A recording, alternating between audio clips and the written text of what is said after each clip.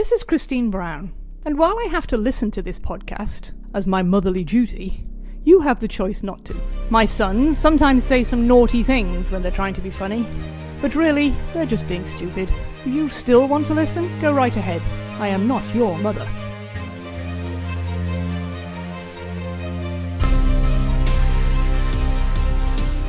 All right, welcome back to the Patriots Dynasty podcast, the only podcast, I hope, where we rewatch every game of the Dynasty era, Patriots. With me today are none of my brothers, which should not surprise anybody. No intern Tim either. He is out as well. But I have found a guest this week. And believe it or not, I have convinced a Bills fan to join us. And we are going to go over the 2005 Week 8 matchup in Gillette Stadium. Sunday Night Football on ESPN, baby. So with me is, you'll find him on Twitter, Bills VHS. And I'm assuming that's what you want to go by because you don't want people to know who you actually are in real life coming on here? I prefer that, actually. I mean, my name is Bill. So perfect. I kind of hide what my real name is within my fake Twitter handle, which is a lot of fun. Are your parents Bills fans? Of course, yeah. Well, my dad is. My mom couldn't care less about football, Fair but enough. my dad's a Bills fan. So were you named William because of that? No, I was named William because my grandfather's name is. Worth a shot. The existence of the team. So, you know. If anything, they named the team after me because, you know, I live in Buffalo. And my name is Bill, so technically it's named after me, I would say. Yeah, that tracks. Yeah. I have as much claim to the name Buffalo Bill as anyone else. Yeah, no, I think that I'll give it to you. That's what we're going to say. I'll give you anything for coming out of this podcast. I didn't need you to give it to me. I already have it. Don't worry. Fair enough. I don't need the affirmation of a Patriots fan. You kidding me? Yes. Well, speaking of which, we were talking just before this, and you said that this game specifically is something you call a name game, which we actually have a similar rating scale of like whether or not these are watchable, because there are some that aren't. The Week 16 Pats Jets games where the Jets have already been eliminated from the playoffs by 6 weeks, and the Patriots both teams going through the motions, not worth watching. Or the 9-6 game against the Browns in 2002, what the fuck it was. Like, I will straight up tell you, not worth watching. But we also have, like, brother Greg came up with a system of ranking these games of, I think there's different levels, but the top level was name games you remember, like the Snowball, right? Sure. Everybody, like maybe even not in New England, knows what the Snowball is. They know that. Yeah, like, 28-3. The Bills have the comeback. They have things like that. Yeah. So name games, and this happens to be a name game amongst Bills Mafia fans. There, it's called the Teddy Bruschi game. Yes. So we've been kind of building up to this on the podcast that Teddy Bruschi will return because in the off season, for those that don't remember or live under a rock or don't follow Teddy Bruschi, it was like 3 days after he got home from the Pro Bowl. The story was he was at home asleep in his bed, dreaming that Steelers running back Jerome Bettis was barreling towards him. And so he was bracing. Yeah, this is legit. This is like so Teddy Bruschi as well. But apparently bracing for the collision, Bruschi suddenly woke up and his fists were clenched, arms extended, muscles contracted, feeling pins and needles in his arms and his left arm and leg, like down the left side of his body. 4 a.m. and he's having a heart attack. He didn't realize that. He just thought he was waking up from a dream of being tackled by Jerome Bettis, which for me, that would feel the same. Yeah, exactly. Be exactly the same thing. So he just tried to get up and go to the bathroom and just like fell over because he couldn't use the left side of his body. Turned out he had a heart attack because he had a hole in his heart, which was real rough. I remember the news coverage, not even sports news coverage, just the news coverage of watching his wife help him out of the hospital, walk out of the hospital. And so, he actually had a mild stroke, not even a heart attack, but like an actual stroke. So he got super lucky. And then all this, this was right at the end of the season, during the offseason. This was a very tumultuous offseason generally. But this was like the biggest thing. And behind the scenes, what was actually happening was all the doctors basically said, if you feel better, there's no reason you can't play football again. Because like football's not going to make this happen. It was a blood clot that, right. And we've plugged the hole in your heart, which apparently you can do. Yep. They talked about it at length on the broadcast, that's for sure. Oh, yeah, this wasn't as much of a football game as it was the Teddy Bruschi show, really. And that's how it's remembered in Buffalo. There's no doubt about it. That I can understand, yeah. But basically what happened is during the offseason, like Belichick was looking to like sign some replacement linebackers because, of course, it's trying to replace Teddy Bruschi. Sure. And Bruschi met with him and basically said, don't put me on IR, put me on the PUP list. And Belichick was like, why the fuck would I do that? You have a hole in your heart. And he's like, yeah. Bruschi's kind of like wavering back and forth. And then Belichick basically comes out and says, there's still no way of you playing this year at all, right? And Bruschi just like paused. And then eventually says, I'm going to play this year. So, and Belichick like straight up asked him, like, are you telling me that going out there and picking up another linebacker this year would be the wrong move? And Bruschi's like, yeah, that would be the wrong move.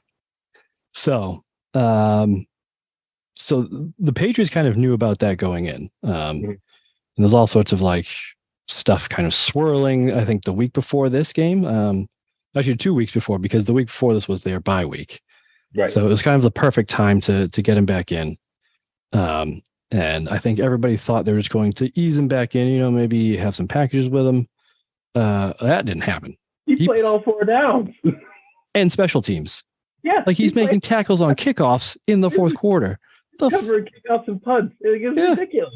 He is just the fact that he was like had the aerobic ability to be able to just play a full football game, having not done any football whatsoever for however many months like that. Yeah, he stepped on the field. That was his first one. And yeah, he played the entire game. Unbelievable. And the Bills had about 2/3 of the time of possession in that game too. So he played probably 40 minutes of a football game. It was absolutely absurd. Yeah, I think towards the end, they showed a stat where the Bills had like 33 minutes of possession and the Patriots had like 12 or 15 or something, whatever it was. Yeah. And Bruce was on the field for that entire time. He was on the field all 3 downs and playing on 4th down too. It was absurd. Yeah, bananas. But if you didn't notice that, you don't worry. You can watch this game and they will tell you about it ad nauseum. From the opening package to the closing camera shot. It opens with a Teddy Bruschi package and it closes with Susie Culver trying to chase him down to get an interview. It's absolutely fantastic. No, my favorite was when Tom Brady threw a touchdown and then they cut to Bruschi on the sideline and what his reaction was. He didn't have one. My personal favorite was when Brady got strip sacked by Aaron Schobel, and the entire time they don't even acknowledge the sack or the fumble. Yeah. They're just going with like this sort of pre-recorded. This is what happened with Teddy.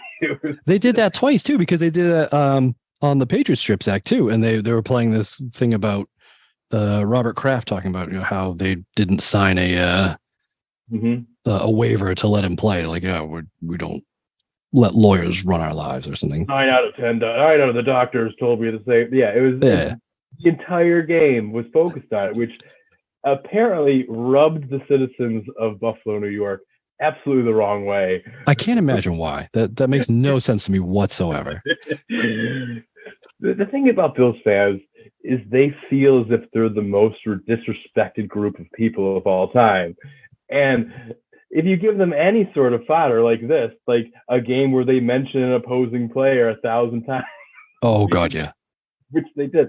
The Bills fans took it personally, as if, what are we, just a prop? What are we doing?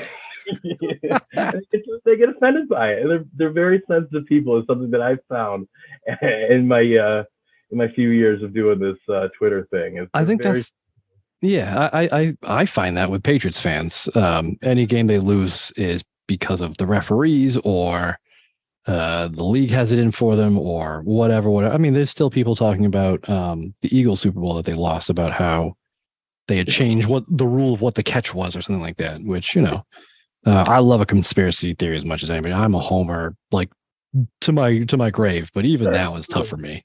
But this game it came at the absolute worst time, because this was game for first place in the division. The winner of this game would have taken over sole possession of first place in the AFC East with about half the season to go. Yep. It would put everyone in a good position. Whoever won it ended up winning the division. Guess what? It was the Patriots who won it. So. Well, yes. I don't want to overstate that, because the Patriots coming into this were 3-3 and in first place in the division. The Bills coming into this were 3-4 and in second place in the division, because the division kind of sucked right in 2005. It's not what it is. It's not the like wagon that it is now, But yeah, I think the Bills were undefeated in divisional games. They had beaten both the Dolphins and the Jets coming in.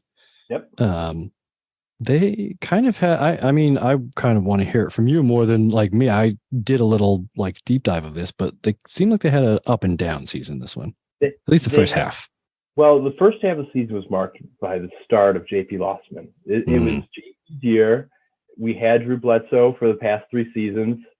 Right. They figured Drew wasn't the guy anymore. He ended up starting in Dallas that season, and we ended up going with J.P. Lossman. And J.P. Lossman, for whatever reason, I'll blame the offensive line, because that offensive line was just absolutely terrible, as you see in the game too. Yeah. But he just didn't have enough time, and he didn't have sort of that presence where he could sort of focus. And they bring it up in the game where Holcomb was a backup for Peyton Manning. He said when he was backing up Peyton Manning, Manning attacked the game like he knew he was going to fail. He knew that he wasn't quite ready. He was fresh. This was only J.P. Lawson's second season. So thinking of Manning in the second season, he was still throwing just as many picks as he was throwing touchdowns. Oh, but he had the mindset where I'm going to get better. It's not going to get I'm going to learn right? from it. Exactly. Yeah. Whereas JP did not have that. He said, I was great at Tulane. I'm going to be just as great in the NFL, because, they're exactly the same. Oh, for sure. That's always how that works. And he got benched. So you trade up the year before to spend a first round pick on a quarterback. You have him sit the entire season, have him start, only to bench him. I think it was 5 games into the season, which is just absolutely absurd. Yeah. And they did that with him, and they completely crushed his confidence. And the next week, Kelly Holcomb gets hurt, and JP Lawson starts the rest of the year. Yeah, because I was actually going to look that up, because during the game, because the Bills were leading late into the third, actually early fourth quarter, the Bills were leading this game by 2 scores. And the commentators were talking about how this was a statement game for the Bills, and this would set them up for the rest of the season. And how, like they can build off of this, and, they're going to be energized.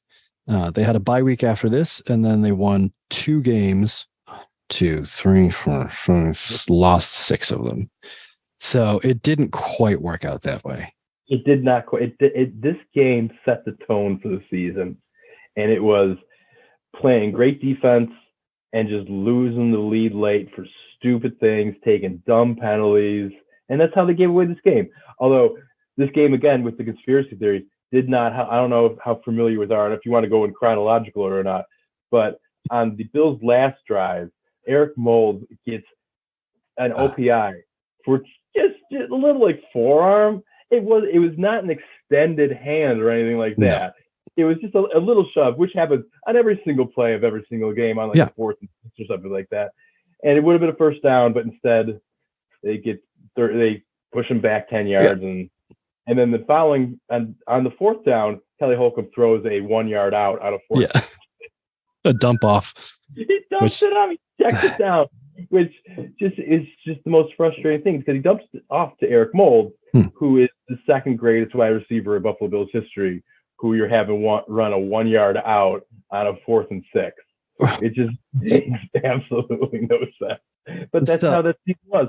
And that's how a lot of the drought was. A lot of the drought was that. It was just incompetence. It was looking around and just scratching your head at some of the decisions that were made and then blaming the referee or something. Yeah. Finding somebody to blame. That's pretty Brady. So my thing, my brand, I guess, on this podcast is I often have, more than often, I almost always have at least some issue with the referees and the commentators.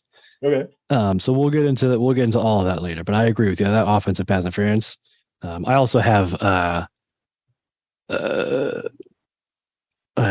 soft spot, I guess, for offensive pass interference or something like that because of how often Rob Gronkowski would get it called on him for just basically being bigger than who was trying to cover him. You're a human being, yeah. It's not his fault. Just he's uncoverable, and so they just have to throw the flag every once in a while. Sure. Yeah, but it was very soft, and it was because Asante Samuel weighs about as much as my 18-month-old, and falls over at the slightest breeze. But I want to touch on Eric Mold because you said he was the second greatest. Yeah, I think so. And he's second in every statistical category to Andre Reed on the Buffalo Bills. So that makes sense.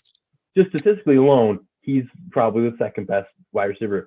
He might be the best. He might be the most talented, but he never had consistent quarterback play. He started with that's what I was going to say. They showed the list because they actually brought him up in this game about how he was what was the word that they used? I can't remember. Losing patience or something like that. Sure, he probably was because he started with Jim Kelly and then he went through the entire mess with Flutie and Johnson, having to go through that.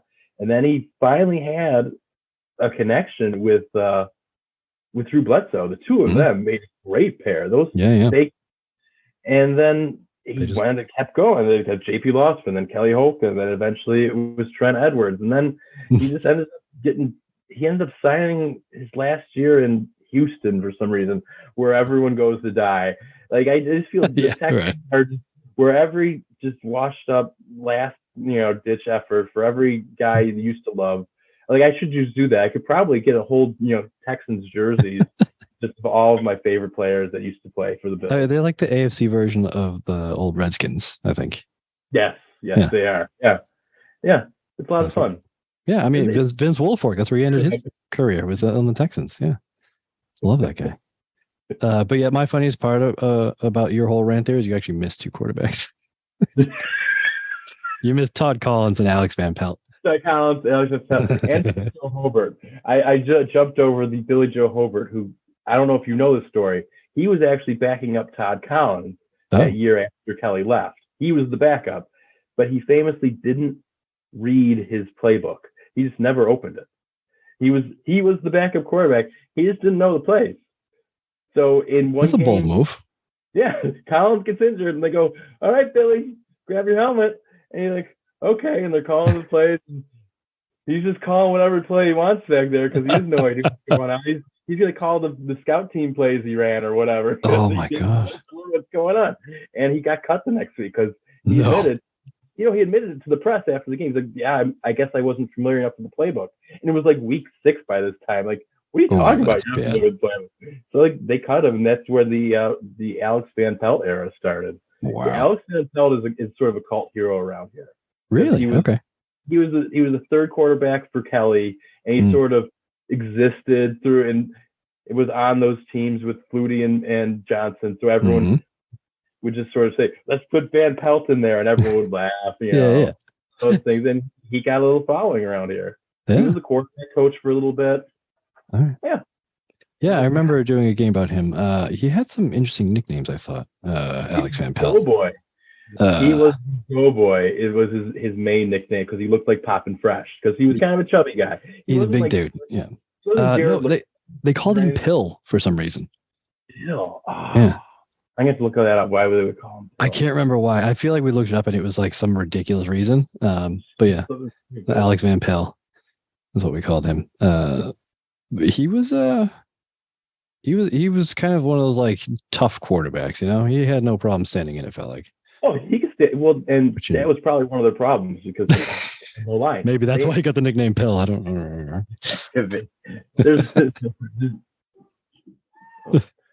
My cat's jumping in. Nice. Let me see. Alex Van Pelt. Alex Van Pelt. Yeah. I went to Google why is he Pill, and I got firewall or blocked by a firewall. For the Buffalo News. Oops. Okay. All right. So let's see what. I kind of jumped around a bit to start, but that's fine. That's how I like to do it because of my ADHD. Let's see. What is going? Oh yeah, we talked about Teddy Bruschi. That's great. Just some interesting notes on him, just because it is the Teddy Bruschi game. It is.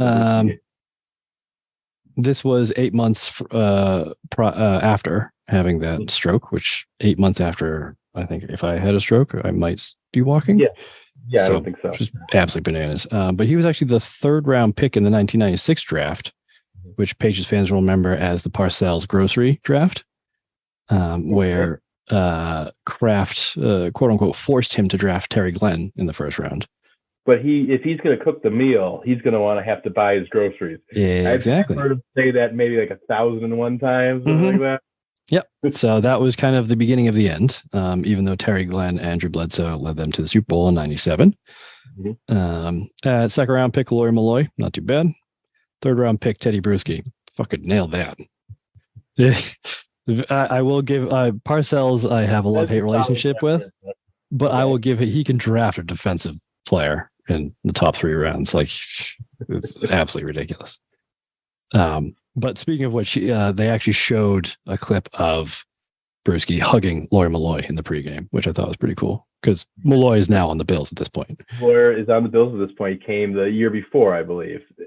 2003, because his first game was that demolition in Buffalo.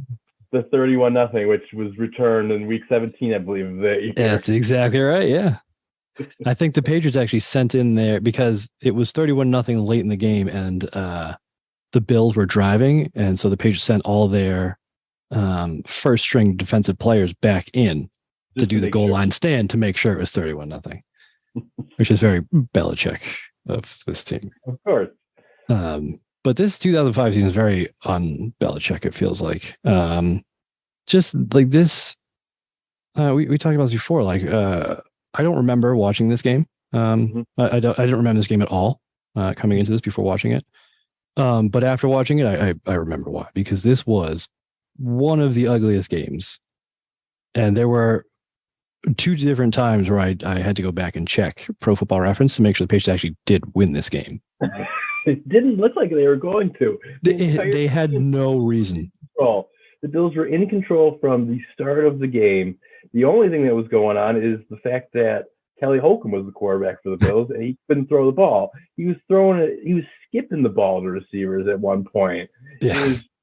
It was pretty bad. And yet he was still outplaying Tom Brady up until halfway through the 4th quarter. Nate Clemens had a really good game. First half, I'd say. He got beat on the touchdown deep, but the corners were locking him down. Terrence and Terrence McGee and Nate Clemens would be the 2 starting corners. It's one of the better defenses the Bills put together during that drought, especially with having Aaron Schobel, who is just, I think he's Tom Brady's number 1 nemesis. He probably has more sacks on Brady than anybody, actually. He does. We've been through that. Yeah, he has the most sacks of Tom Brady of any other player. He had another one. He had a strip sack this game too. I mean, he was. I think he had 2 sacks, and one of them was a strip sack, or like a sack and a half or something. Found a way to lose the game. They just gave it away. They absolutely gave it away.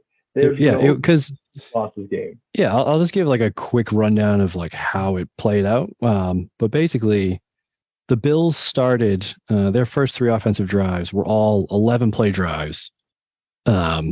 but ended punt, miss field goal, field goal. What the punt from a 35-yard line? They punted from the opposition's 35-yard line, which is just absolutely insane. Yeah. They would never. You would absolutely get fired that Monday if you did that in an NFL game today. But it's so prevalent. I mean, the Patriots did it too in this game, and this is like Belichick the genius that you'd expect to see him not doing that. And I feel like he was one of the first coaches to actually stop doing it, where they had that kind of like, it wasn't the red zone, but it was like, they used to have a clever name for it. Something like that, or like maroon zone or whatever, where they just go for it on fourth down because, fuck it. If we punt it, it's going to take them 2 plays to get back here anyway. If we miss a field goal, same thing. Yeah, you're gaining at best case scenario, you're gaining 30 yards. It's ridiculous. Yeah, tops. But I will say, I did like when the Patriots did it, the gunner, Ellis Hobbs, actually caught the ball, not even on a bounce. He just fielded the punt, no bounce, which is pretty. I love that when that happens. Matthew Slater in the Super Bowl against the Rams, the second one, that whole season, he was known for doing that, being able to catch the ball on the 5-yard line before it hit the ground, which is just always nice. I feel like that's just like one of those like punter gunner things. I don't know if they work on it or something, but it only works with like certain combos of guys. We had a guy named Steve Tasker around here. He used to do that. I recognize that name. Yeah. Yeah, he's okay. He's an okay teamer.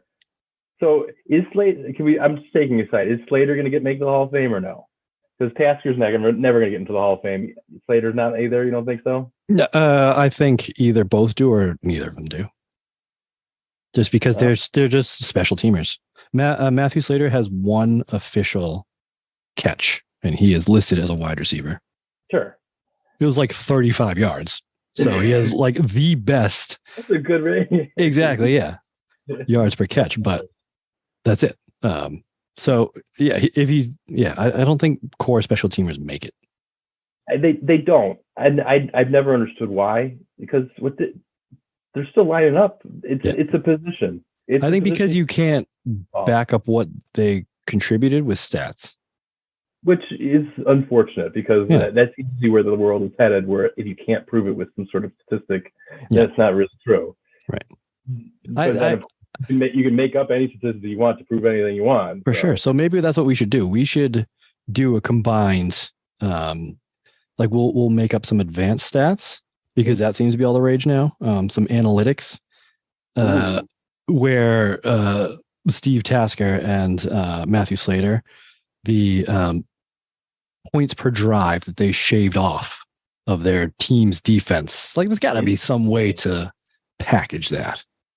I mean, it'll be tough because if you go back too far, you don't have any stats. Like they didn't keep things, but they don't even keep the play-by-play or anything like that. That's true. Yeah, it only goes back to like the 90s, I think. 94, I think, is far. Somewhere in the 90s, you could start getting play-by-plays where you actually have the game log. Yeah, but you really don't have that. So that's true. It might be tough, but I think you could get something together with some sort of advanced stat. I know I was doing some sort of Kaggle competition where it was try to get some advanced stat for punters or things like that. Yeah. We could figure something out for gunners. For gunners too. There's got to be something. Yeah. All right. That's something to think about. We'll put that together. I like that. Yeah. Have your listeners put that in the comments. Oh yeah, definitely. All one of them. Mom, if you're listening, get on it. Yeah. So I just want to. I got sidetracked again as I tend to do, but the first quarter of this game was Buffalo had 2 drives, both 11 plays each for 45 yards ish. New England had 2 first quarter drives of a combined 7 plays for 42 yards with a punt and a fumble.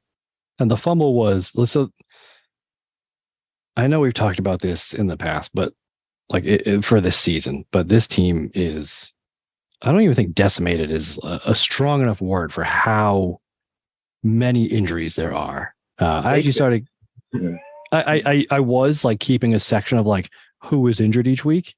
Sure. It just got so big that I just kind of stopped.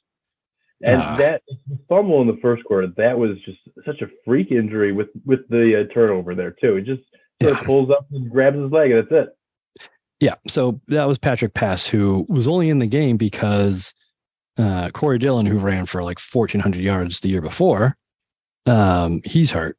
So Patrick Pass was the backup, and like technically fullback according to my brother, but whatever.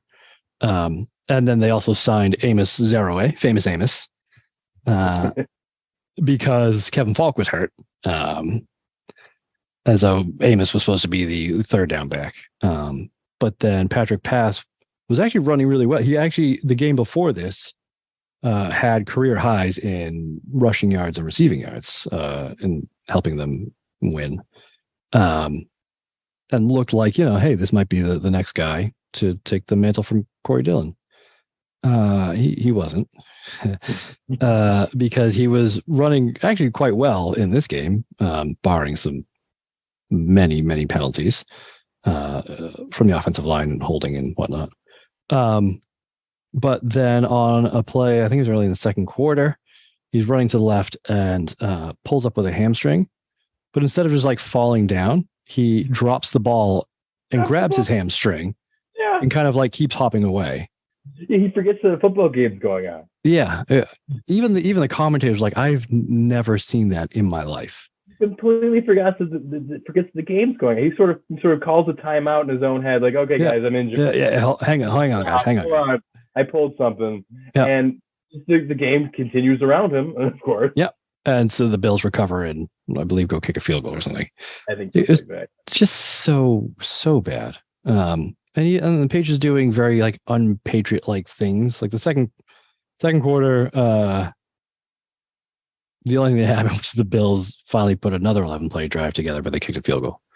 They just took some unpatriot penalties in this game too. Yeah, like right at the end of the half, you expect them to drive down and kick a field goal, which is what they did. They drove down, kick a field goal, but on the field goal attempt, they had to delay a game because they didn't get it off in time, which I don't think I've ever seen happen before or after this. And so they push him back 5 yards, and of course, Vinatieri misses the field goal.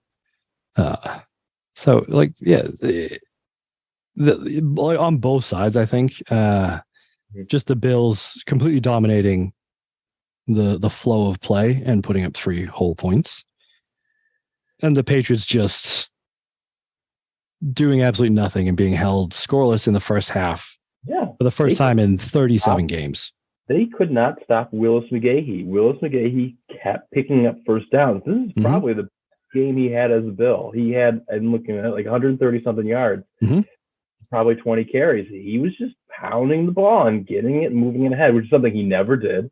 They mentioned the telecast a bunch of times that he was criticized recently in Buffalo papers because he was just dancing in the backfield. Yeah. Again, it's the line. They had a terrible line. No one wanted to say that because apparently all the writers were afraid of the biggest guys in the room or something like that because no one would tell them, like, your offensive line stinks.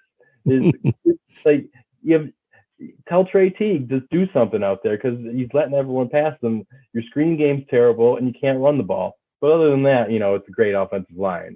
Now pick up your quarterback. He's on the ground again. Oh, how'd that happen? This was one of Willis McGahee's best games, and Willis McGahee is one of my least favorite Buffalo Bills of all time, and he is not very popular amongst Bills Mafia. Because on the way out, I can't imagine why. He trashed us on the way out when he went to Baltimore. Because after Buffalo, he went right to Baltimore. That's right. He immediately trashed the Bills. He said he trashed the town. He said they have nothing but an Applebee's and a Dave & Buster's. Like it was, and of course, it's right. I mean. Yeah, okay, yeah, sure. It's fair, but still, like, what the fuck? Don't be a jerk. I mean, we drafted you in the first round when you had a busted ACL. Show a little respect here. Exactly, right?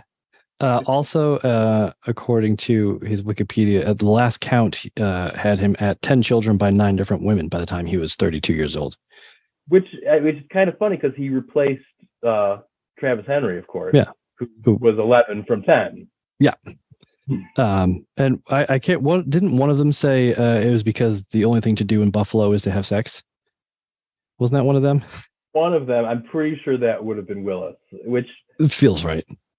I mean, yeah. Yeah, but also, like, doesn't mean you have to have 10 kids with 9 different women. Like, there are ways to avoid that specific piece. Like, let's go. I want to circle back to like, I'm sorry. You're saying that's a bad thing? Like, that's all there is to do around here. Yeah. Oh, no. So like, oh no. What? Like, what would you prefer to be doing? Okay. You know what? Don't answer that. Don't answer that question because I don't want to answer that one. But yeah, he was a jerk. He didn't like it here. He Drew Rosenhaus. That's actually, he created Drew Rosenhaus too. Drew Rosenhaus really wasn't a thing until Willis McGahee, because he was Willis McGahee. He's the one who put him on the pedestal, and he's the one who got all that stupid airtime on the stupid draft because they have nothing else to talk about. Yeah. And that the stupid super agent Drew Rosenhaus got his sort of name out there because of Willis McGahee. Yeah. And the world is a much worse place because of it, I feel. I would agree. Yes, I think so too. I will say the one good thing that came out of Willis McGahee is his successor, Marshawn Lynch, who did the skit about how much he loves Applebee's with Kenny Mayne when he came to Buffalo. It was very much, and he's loved in Buffalo, even though he ran over a bunch of Canadians around here. I don't know if everyone knows the story. That's how Marshawn Lynch's time came to an end in Buffalo. He was driving around the nightlife scene, and he ran over a person from Canada, because it's a border town, and there's like Chippewas where everyone parties, and he was driving on there, and he ran over someone, and the Bills there was one distraction too many for the Bills, and that was it. They got rid of him. I think Marshawn Lynch might be one of my favorite human beings in the NFL. He was great. He was such a tough runner too. Yeah. He was absolutely a fantastic running back, and of course, the Bills get rid of him because the Bills make Billsy decisions, and that's how Billsy they are, and they got rid of Marshawn Lynch. We're the team who got rid of Jason Peters too, in about the same time frame. So, yeah, we're good with that. Yeah, I think the reason, going back to the game too, that I was kind of surprised at the Patriots winning this was, like, reading up on it, there was a lot of like, the Bills haven't done these things for a very long time. They hadn't held a team under 150 rushing yards very often this season. They allowed an average of 159 rushing yards a game. Something like that, yeah. That's a lot. They hadn't passed for 200 yards yet that season. In fact, I think the commentators mentioned that it had been like 11 straight games. I actually took a screenshot. It was 11 straight games without a 200-yard passer, 37 straight games without a 300-yard passer. Yeah, and 2 straight games without a completed pass of 20 or more yards. That's drought football for you. So, let's just look at the stats here. The New England Patriots were held to 93 rushing yards on 22 carries. They rushed for 147 yards. I think 136 of that was Willis McGahee himself. They threw for 263 yards. They got over that 200. Yeah, and I believe they had a 55-yard touchdown pass. So that's 20-plus yard completion right there. So checked off all the boxes of all the things. And Patriots always have a game like that. Almost every season in these dynasty eras, they'd have that one game where a team would come in that hasn't done anything and would just stomp the shit out of them. Be like, whoa, what the fuck just happened? Someone to give them their best game. I mean, everyone knows who the Patriots are, and everyone wants to beat the Patriots. Yeah. Why wouldn't you? Right. You got to measure yourself as a team. I mean, you assume most of these guys are still professionals when they get to the league, and they want to win. They want to win every game. And I think I think that there was, I don't know if there still is anymore, but there definitely was that extra, I want to get up for the Patriots game. Which is probably the most impressive thing about the Patriots era, is that they were able to do that, just absorbing everyone's best shot. Right. But you did get everyone's best shot, except for the Jets, because the Jets always suck. So, there were like 2 years when what's his name was the coach, and they had a good defense that could. But I feel, I think you're right. Yeah, Rex, right, exactly. But yeah, everybody, I think it's a cliche, but it's a cliche for a reason. That you get everybody's best shot, and I'm not exactly sure why the Patriots were able to weather that sort of thing. I think part of it is that you see in this game where Tom Brady just kind of, and we've seen it already this 2005 season, Tom Brady just kind of gets that, you know what, fuck it, we're winning this game, and just comes out and has like 2 straight drives, like touchdown, there, done. That was the fourth quarter. He just lasered it in. Yeah, and it was it. It was over. It was 2 to 3 really great throws that he made the entire game, and on 2 drives, and it was it. The game was over. Yeah, but it all felt very familiar too, where even if they don't win the games, they do almost the exact same thing where you're down 2 scores, you got the ball, and you got decent field position. And so, because I don't know why it started on the 39. I think they had a good kick return from my boy, Bethel Johnson, who absolute head case, was always in the doghouse, but when he wasn't, he was returning kicks to the 40 every fucking time. Absolute. That's all he could do. He couldn't catch, so that was a shame, but great kick return, underrated kick returner. Set him up at their own 39, and then first play was taking a shot. I knew it was coming, and it worked. First play, got to take a shot. The Bills knew it was coming too, yet they couldn't do anything, and that's the worst. And during the entire drought, every Patriots game that they played, they got to that point where all of a sudden Brady could do whatever he wanted, and there was nothing you could do to stop it. And that's what happened on that drive. Yeah. And I don't even think it was just the Bills that suffered that, to be honest. I think they suffered it the most because you're in the AFC East with them. But yeah, there was always that point where Brady's just like, fuck this. Let's just end this. And like, didn't matter what had happened in the rest of the game. Like the team just seems to have that such a short memory of, fuck it, whatever. Because that's exactly what happened. They hit that big play to Branch, and then a couple plays later, it was a Corey Dillon touchdown, like short Corey Dillon touchdown. And then during the Robert Kraft pre-taped interview, how many plays? It was like second play from scrimmage on the ensuing drive, Bills drive. Holcomb gets strip sacked from behind, like just clean. Whoever that left tackle was had played a decent game up until this point. I believe that was Mike Williams, if I'm not mistaken, who was a 4th overall pick who never panned out. I remember that pick. It just wasn't there. I think he was out of Texas. He was just this huge guy. He didn't have the athletic ability. He couldn't do it. He never got his footwork right, and it was it. He was out of the league in 3 years, I think. Ooh, that's tough. And this is a great reason why, because I think it was Roosevelt Colvin just came around and it was Roosevelt Colvin, borderline untouched.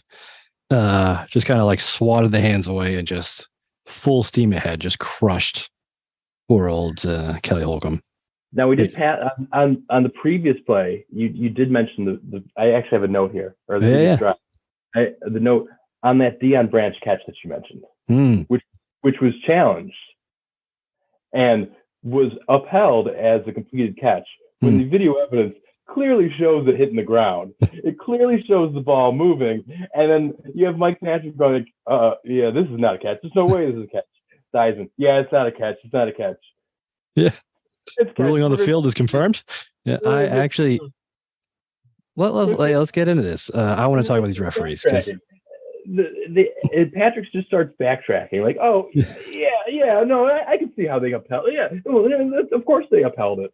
Yeah, the refereeing in this game was questionable at best, but it was even in that the poor it sucked for both teams were distributed evenly. So it's not like you can claim, as Bills fans will, that the game was fixed for one team, and clearly all the most important calls went the Patriots' way, as we talked about earlier, which is one thing that I can't stand. It's my least favorite thing about Bills fandom is just the whining.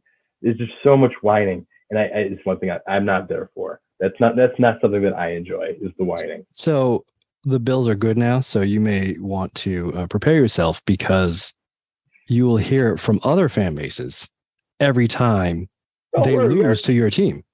Yeah.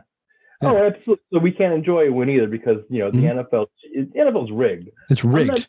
if you know this right now, but the NFL is always big. Yeah. And they've always favored the Buffalo Bills. I don't know if you've known this.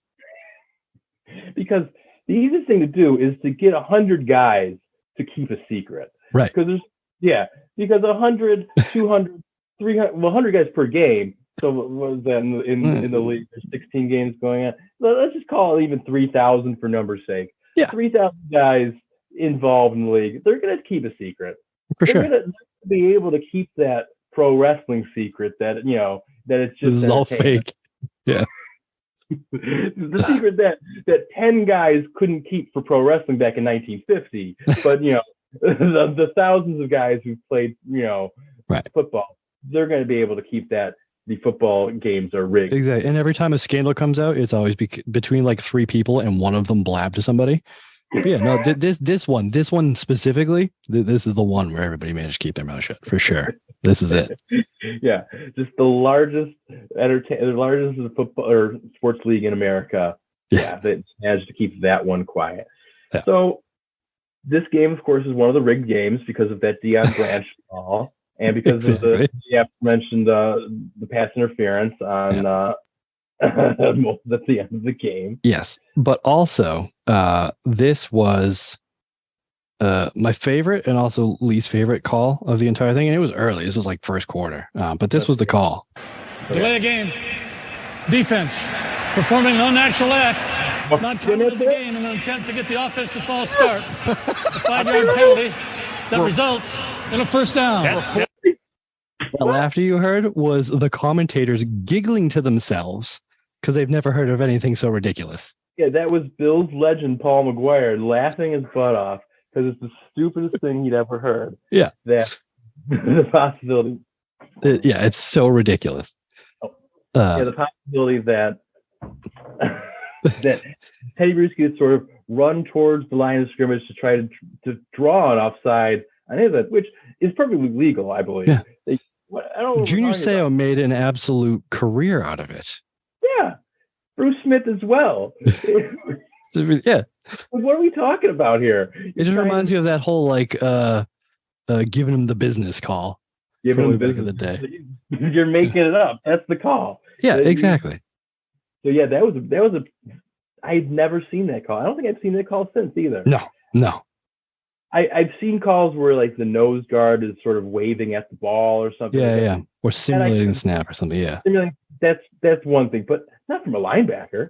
Right. Yeah. Running to Teddy Bruschi night too, of all nights. How dare they? Yeah, How dare they get exactly his name again? I think they needed to say his name at least 17 times. It may not have even been called on him. They just put the camera on him because nothing was happening. I don't actually know what was called on. They probably had at least 1 or 2 cameras trained on Bruschi the entire night. Oh, I know they had one on his wife half the night. Mm-hmm. Heidi. Yep. That was nice. They had to get Heidi in the game. Definitely had to get Heidi in the game. She's an athlete as well in her own right. So she understands the athlete's mentality. Exactly. Yeah. It's brutal. And she wasn't even cheering or anything. I think she was so nervous about everything. She was just kind of sitting there stone faced. Watching, making sure her husband doesn't collapse in front of her. Exactly. That's exactly how I would be. Yeah, I would be watching, of course. Yeah. But riveting television for sure. But ESPN has a history of doing this. So this is ESPN's MO. They don't understand that it's a football game. That it doesn't have to be anything more. The football is compelling enough. Right. It's like Mitch Hedberg's Ritz cracker joke. You don't need to put anything on the Ritz. I like crackers. Stop telling me what to do. Just give me the crackers. Give me the football exactly game. Right. The 11 people fighting each other is compelling enough for me. I don't understand. It's like the whole now when you watch the draft, everybody has to have a story. Everybody has overcome something, or their grandparents that they didn't know died of cancer 3 days ago. He really likes football and really wanted to be a professional football player. Yeah, and get this, he can run a 4.2 40. So he gonna get drafted no matter what his story is. Yeah, these guys drafting him don't care about the story. It's just it's just more time to sell. And people tune in. and I don't get it. And the numbers keep going up, and I don't understand it. The bubble's got to burst eventually on this league. So I get made fun of on this podcast by my brothers because I watch games on mute most of the time. I used to watch games where I would put them on mute and like run my stereo through the stereo system. So I just put an album on, watch the game to it. Yeah. Or I'd put the radio guys on when the radio guys didn't suck. But now it's Scott Zolak, and he's an absolute meathead. And so he just steps on the play-by-play guy on every play. Like, it's like, shut the fuck up. I'm trying to understand what's happening in this game because I'm listening to it and not watching it. Awful. But yeah, the one thing I love to do is shit on the commentators, as we've talked about. So I think it's probably a good time for that. This is a classic booth right here, what we have. Yeah. Theismann, Paul McGuire, Mike Patrick. Like that's my childhood right there. That's a heavy hitter right there. That's ESPN from 1990, probably 4 until a few years ago, barely a second when they replaced them. But my favorite quote was, I think it was Paul McGuire saying, "Everyone here rooting for Bruschi to succeed, probably even the Buffalo Bills." And then there's a pause, and Joe Theismann chimes in, "Not too much, though." No, I guarantee you, they're not. they're not rooting for Bruschi to succeed. They don't. Probably the opposite, actually. Of course, we weren't. And of all the challenges, terrible people in Western New York who are rooting for the hole in his heart to come unplugged. Oh, for sure, yeah, absolutely, yeah. I don't think it was just in New York too. I'm going to tell you that. There's no doubt in my mind that there were a bunch of drunk guys in a bar just yelling, "Get a stroke!" Yep. Oh, for sure. I'm sure they yelled at him during the return game a couple weeks later. Mm-hmm. I'm sure Undoubtedly. I have heard, because I've been going to games in that stadium since 1995. So it's like the worst of humanity. This is the worst possible thing you can think to say to a person. Nothing will beat because there was a Dolphins game in like 2003 or something like that. And the Dolphins ended up beating us. And some guy just stands up in the section and goes, "It's okay, because Jay Fiedler has AIDS." And he's like, "The fuck? Wow. What's wrong with you?" And then he starts just shouting it, "Fiedler has AIDS." Like, what are you doing? Sit down, asshole. What's wrong with you? Oh, that's ridiculous. God. But yeah, and this is the same fan base that obviously throws marital aids at Tom Brady. Mm-hmm. That's good though. I like that. Yeah, that's fantastic. Like that's just fun. It's an interesting bunch. Yeah, I mean they do not know the line between fun and offensive. However, it's just it's all out. It is. Yeah. I used to work with a Bills fan, and she definitely didn't know the line. She was very soft. Very soft. I would get unfriended on Facebook on a regular basis for commenting on her posts back in the day. I'm also really blocked on Twitter and on everything now at this point. So Marg, if you're listening to this, I still remember. Go Bills, Marg. Go Bills. No, not for her. Not for her. Oh, me. No. Yeah. No, she's the type of person who posed in front of, because you know how the Bills won like the best fans in the NFL or something, so they got to put up a billboard and they put it up in front of Gillette Stadium. Yeah, that's funny. She was the type of person to go and like take a picture in front of it. Actually, what's wrong with that? You're now who's soft? I don't know. It's not soft. It's just not funny. Like. Like me, like when she unfriended me the first time, I took pictures of her and photoshopped her face on Bills players getting tackled by Patriots, and made them like greeting cards, like let's rekindle our friendship sort of thing. Totally normal thing to do. Yeah, she didn't like that either. She blocked me on Slack, the work Slack. That one. Probably shouldn't have sent it to her on work Slack, but what are you gonna do? So yeah, I'm gonna guess Margo doesn't listen to this podcast, even if you're on it. Just saying. I'm gonna. No offense.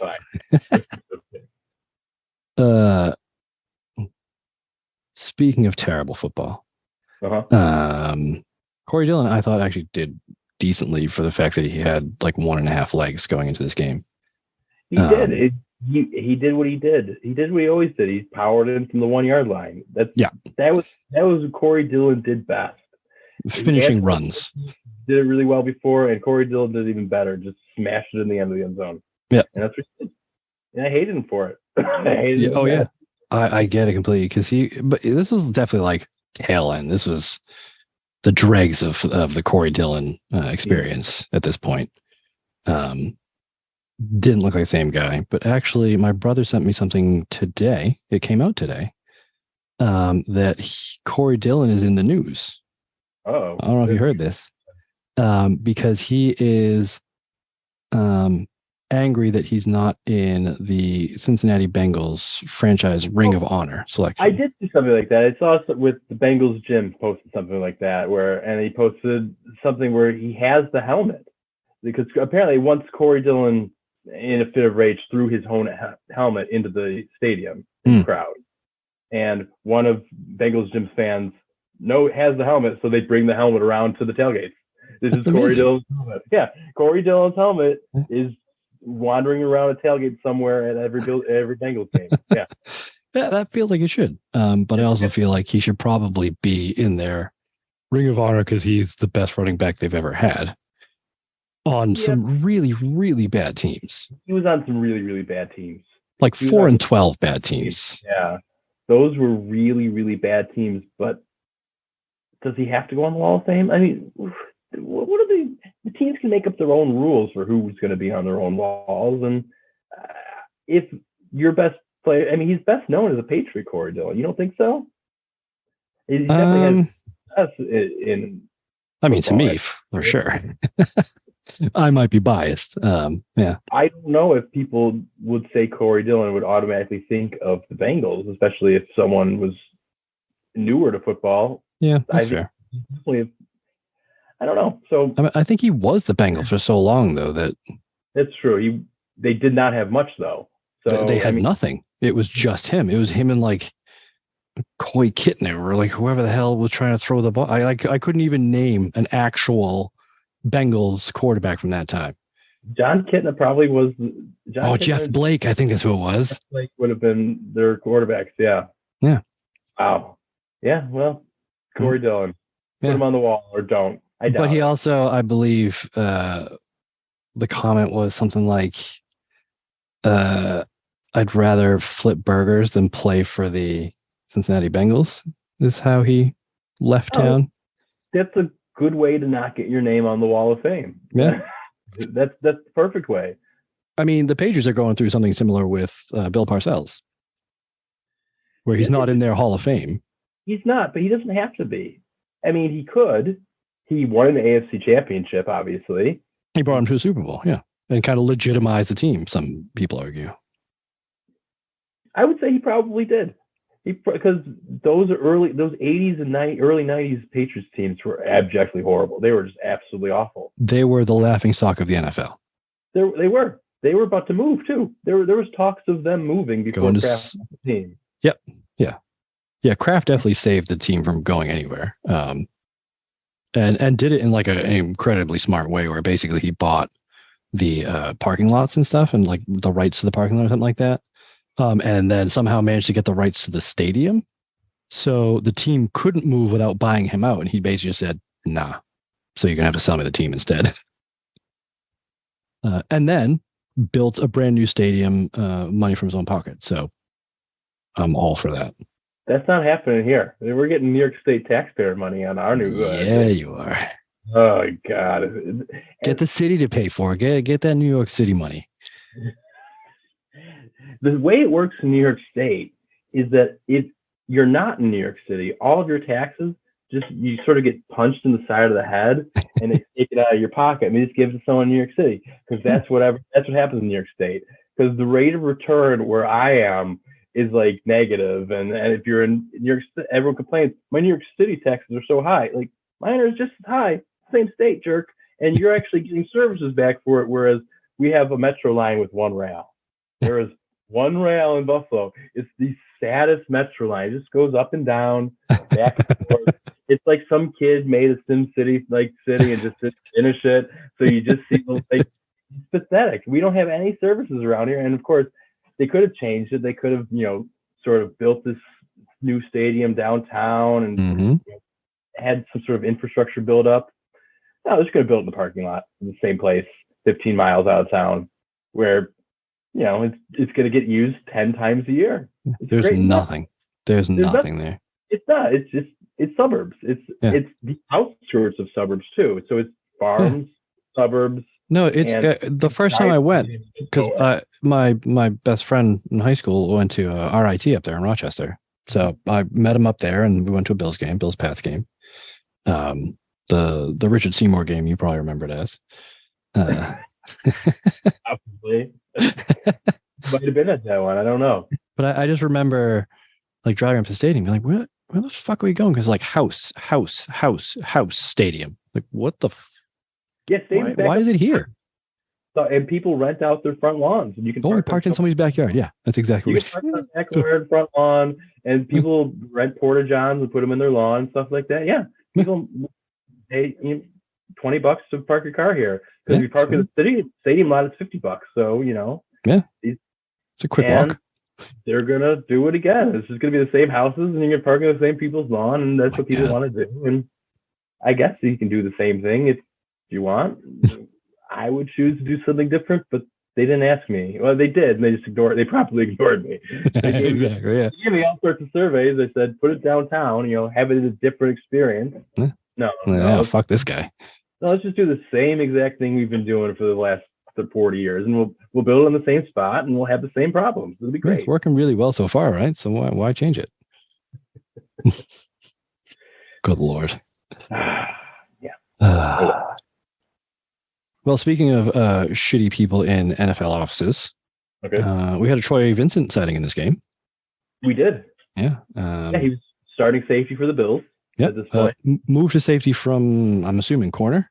From corner, yeah. Yeah. And at this point in the season, has 3 of the team's 7 interceptions so far. So, I mean, good for him. Also gets hurt at the like tail end of this game too. So I don't know if he even comes back. But here's a conspiracy for you. Him getting hurt in this game is the reason he hates the Patriots so much. And it's the reason all the calls go against the Patriots, the big moments. Oh, because he's in charge of officiating now and all that stuff. Yeah. So Deflategate was because of this game. That's what I'm saying. This game, because he got hurt at the tail end of this game while wearing the greatest uniforms of all time for the Bills. Wearing just Canadian Football League jerseys for 10 years. They're not good. They embarrassed us by making those. That came because remember, I think it was 2002. Reebok got the league contracts finally. They finally standardized jerseys across the league, because before that, every team just got their own jerseys. Yeah, you could do whatever they wanted. Yeah, and Reebok apparently shoved a whole bunch of money, and they redesigned the Bills jersey for some reason, and it also looked suspiciously like the Texans jersey because it was the same exact color in the Texans inaugural year. So like I'm thinking they bought too much dye or something like that. We need to get more. We need to do something else with it. It was a copy paste job by whoever the intern was that was in charge of. Like, all right, well we've spent millions on this Texans rebrand. Now we get to the Bills. Copy paste. Nobody's gonna notice. No one will notice. Just make sure the shoulders stay a different color than the white jerseys, because everyone likes that. That's definitely a look that's used in the NFL a lot. Yeah, it worked really well for the Titans and for the Buccaneers. That must have been the same time frame, right? Those Buccaneers with like the numbers that look like they're from a digital clock. Digital clock numbers, yeah. It's the same people designing them. So bad. So I mean, that's one of the few. I mean, the Patriots have had their original jerseys after they went away from the Reds. Were basically just a blue jersey with like numbers on them, and then the Pat Patriot helmet. They weren't good. Yeah, it wasn't even like the stripes on the like. Okay, I'm thinking a different one. Okay, yeah. Yeah, no, it's the original version of that. Okay. But it looks like they bought them from JCPenney, and just threw them on. It's real bad. But then they kind of iterated on it, and the flying Elvises on the shoulder pads that came down to your nipples were still a bit big. Those were fantastic. Yeah, but they're classy. They're classic. The 90s. It definitely it encapsulates the mid 90s, where you could just do whatever you want. It doesn't matter. Yeah, they had drop shadows on their red drop shadows on the numbers. It's fucking amazing. Yeah, you don't see that anymore. No, you don't. No, you don't have that sort of attention to detail. No, you definitely don't. So, or like the striped jerseys, like they're a European soccer team. Amazing. So I really want them to bring those back. I think those are fantastic, and they should bring them back now that the Brady era is over. They need to get rid of the Brady era jerseys, those blues. I think you probably should. You could keep them there. You keep those jerseys where they are. Everyone will remember what those jerseys are, and leave them in their own time frame and do something new. Yeah, those are the Dynasty era jerseys, and now we move on. I think so. A lot of people want the old red ones back, but Mama Brown refuses because all she has is bad memories of those. Because all there would be are bad memories of those. Those would be terrible. They moved. My parents moved over here, like in 1980ish, 81, and that's basically when they picked up football. Was early 80s into the 90s. That would be the same as if the Bills went back to these horrible jerseys that they were during this game. Why would anyone want to be reminded of that time? That's exactly what it is. Yeah. The only people who do like the red jerseys aren't Patriots fans. They're Bills fans and Jets fans who have great memories of beating the Patriots while wearing those classy looking. No, and also any Pats fan born after 2001 who have known nothing other than success. They're all like, yeah, bring them back. Those are great. Those are classic. I'm like, you don't remember. Have to be absolutely insufferable people. I'm just so happy. Awful. They're awful people. they want to fire Bill Belichick. All right, give me even one name of who you replace him with. Just anybody, literally anybody.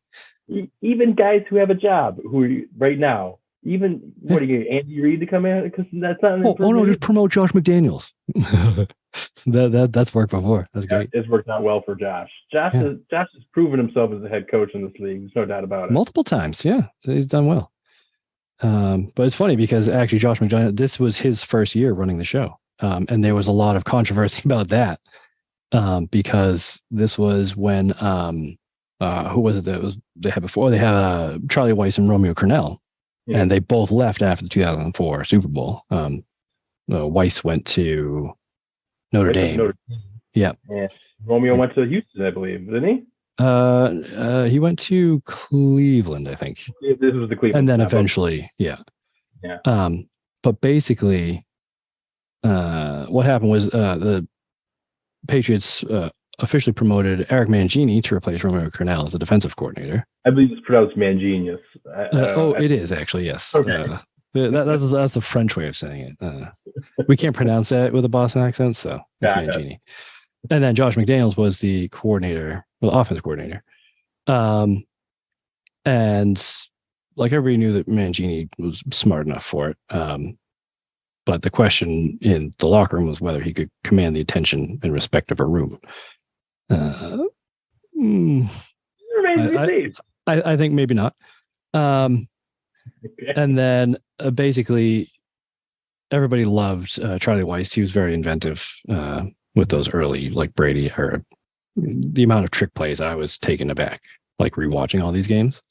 Okay. Just the amount of like they would call throwback passes to Tom Brady, who I think on his longest one was like 23 yards, and his comment after the game was that he turned a touchdown into a 23-yard gain, which is about right. Look, he was fucking hustling. Looks like a Clydesdale out there clomping away. But basically, the problem was that the receivers coach at the time was Brian Dable. Okay. Who was a year older than McDaniels and had actually recommended McDaniels for an entry-level position when the Patriots were looking for somebody. And so then the fact that McDaniels was promoted ahead of Brian Dable would eventually lead to problems and Brian Dable leaving the organization.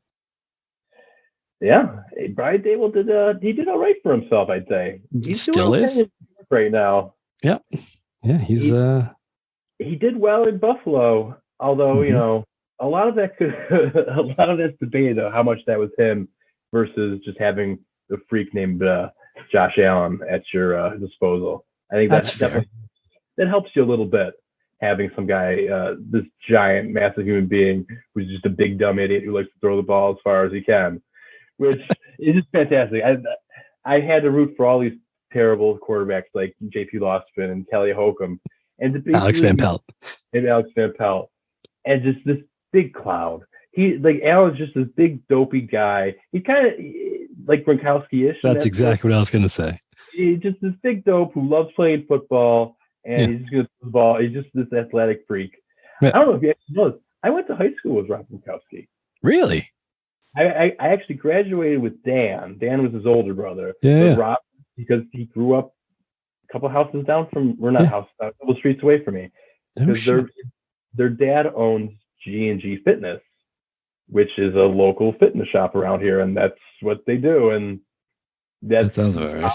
All the Gronkowski boys are exactly the same. They're all giants, and I went to school with them. Are there any good stories, like school stories, of them just like failing the third grade for the seventh time sort of deal, or because that seems like a Gronk story?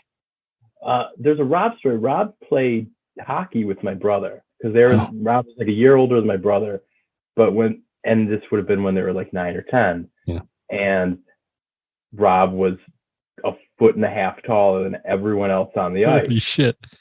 And the coach would have to put him back at defense and say, you can't shoot once you get over the blue line. Yeah. So Rob would get the puck at center ice and shoot from center ice and put it over the goalie's shoulder from center ice. Like, what do you want me to do, coach? Jesus. Yeah, some people they're just born with it. Like I think like certain athleticism, and then that drive as well. I think people are just born like the drive that somebody like a Tom Brady has isn't normal.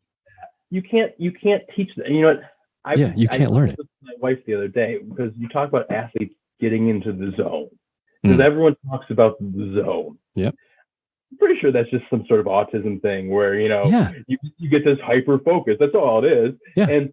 But you don't think, oh, well, that athlete has some sort of neurodivergence because you don't associate that. But of course you do. Why wouldn't they? You associate with a positive instead of a negative. So yeah. The same percentage of athletes are neurodivergent that are just the rest of humanity too. It's the same cross section. So why wouldn't you have these guys who claim that they get into the zone? Well, it's probably because they're autistic or they have ADHD or they're I've just been recently diagnosed with ADHD, so I've been learning a lot about it, and I get in the zone. Like that's a piece of like what my brain does. I can't focus on things, but if I find something I actually really like a podcast about doing Patriots games for 2001, I can get in this zone where it's not even like I'm focused on it. It's just that's the only thing that exists to my brain in the world. And time passes differently. You sort of experience time differently. It doesn't pass. Or it slows down or something like that, but it's not how you normally would encounter. Yeah. I actually remember like the greatest example I can think when I first started dating my now wife, living in the same apartment in college, and they all had class, like everybody in the apartment had classes to go to, but I didn't that day for whatever reason. So I sat down to play NFL 2K. NFL 2K5, I think it was probably. And best football game on video game consoles ever. And so I sat down like probably 9, 10 in the morning and just started playing. And then all of a sudden they're walking in the door. I'm like, hey, you guys doing back? Like we've been gone the entire day and, like did classes and came back. And the entire game. I hadn't stopped playing. Once they walked in the door, it broke the concentration, and I realized I hadn't eaten all day. I hadn't got up to go to the bathroom all day. All the time. I had just sat there and played. I think it was like 14 or 15 full seasons of NFL 2K5 while they were gone. Just gone. You're locked in. Yeah. And I imagine someone like Brady probably just gets locked in. All of a sudden, you're locked in, and you can't miss. Yeah, and he's just like, that's his preparation too. Is like he's watching game film for 8 hours and doesn't realize it because he's just locked in, and at times just not a thing. Yeah, But also that whole drive of like, I have to be the best at any cost, like at the cost of my health or my family or Romanowski sleeping in the hyperbaric chamber, like that sort of drive. Like there's just my entire life on hold to do this one thing. Yeah, and I have to be the best. Yeah. Otherwise, I can't sleep. It's like I don't have that. I don't have that gear. I just don't. No. I will be the B students all the way through. It doesn't matter. Honors class, regular class, I will get a B in gym. Degrees, doesn't matter. That's exactly right. So yeah, there's definitely something there. But I think we've talked this game to death. So before we go, we like to do something that we used to do at the dinner table every night. Okay. It's called Best and Worst, where you just pick the best thing from this game and the worst thing from this game. Or if you're my brother, they don't even have to be from the game. The best thing from this game, I would say, would be me seeing Shawn Williams play. Shawn Williams was the backup to Willis McGahee. Yeah. And Shawn Williams famously got tricked by Bruno. What's his name? Oh yeah. Sacha Baron Cohen. Sacha Baron Cohen. He was at Alabama at the time, and Sacha Baron Cohen came down and did his Bruno character told Shawn Williams that he was a really important member of the gay football community. To which Shawn Williams said, that's great, but I'm not gay. And that's the entire bit is going back and forth with that, obviously. You can figure it out. So I got to see Shawn Williams, which was nice. That was probably the best thing for me. And the worst thing probably was losing. Of course it's losing. Because it's a game they should have won. They were up 2 scores late in the game, and they lost because why aren't you running the ball out? Why are you having Kelly Holcomb drop back the pass? What are we doing here? Up 2 scores, yeah. 2 score. You're exposing him and so that's my worst.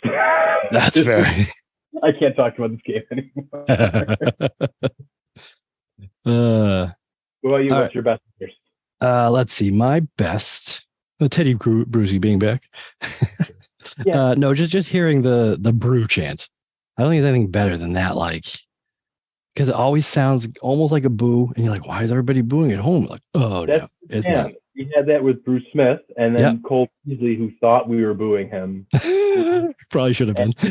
Which we ended up becoming boos. Because, so that's always good. The Brews, that's a good chant. Or like Moose Johnson for the Cowboys. Moose was a good one.